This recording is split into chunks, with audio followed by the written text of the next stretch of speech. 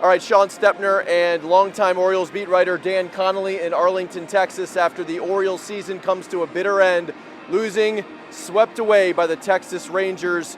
And Dan, in the locker room, in the clubhouse, a lot of hugs, a lot of goodbyes, a lot of emotion as this season comes to an end. You could tell the guys were kind of shocked that it was all over so suddenly.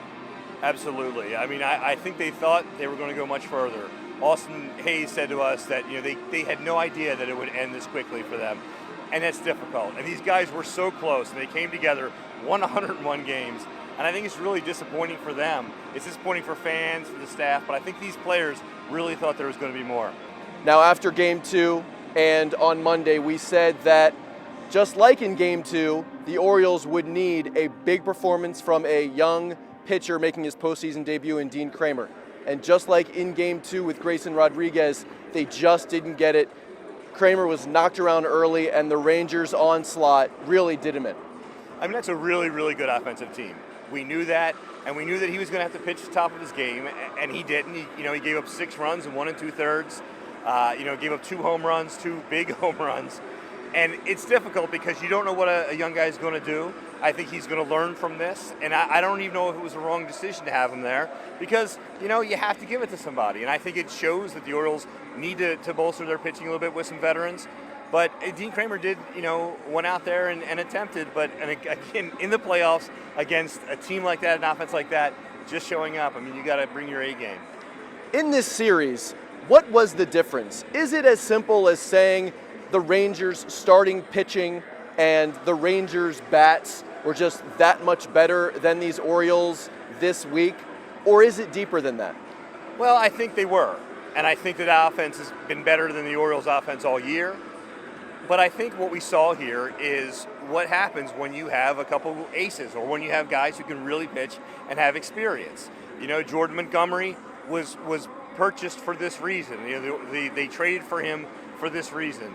And then Nate Eovaldi, they signed a 2-year deal a couple years last offseason, and they knew that they had themselves a veteran pitcher. They knew they had a guy who could pitch deep and could give them the 7-inning performance they gave him here today.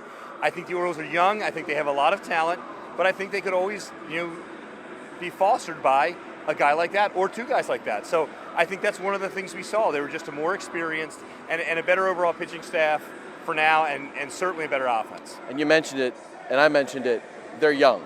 And I know a lot of people out there are wondering, was this moment just too big for these young Orioles? I don't think so. I think it was just simply they faced a better team, a hotter team, and a team that was maybe built for the playoffs more than the Orioles are built for the playoffs. The Orioles won 101 games, a tremendous season, and we can't discount that. It was a tremendous season for the Orioles.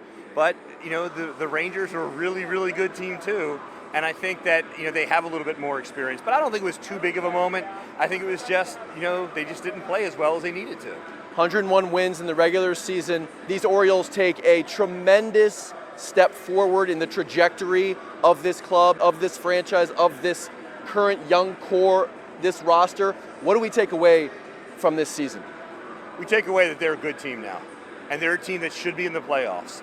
But you can't take 101 wins and this season for granted now. They have to come back. It's 0-0 in 2024 now, and they got to come back and do this. They had to make a couple additions, specifically on the starting rotation, and I think they just need to grow. They stay healthy, this core grows, and they get 1 or 2 more players, and I think that they're back here in the postseason in 2024.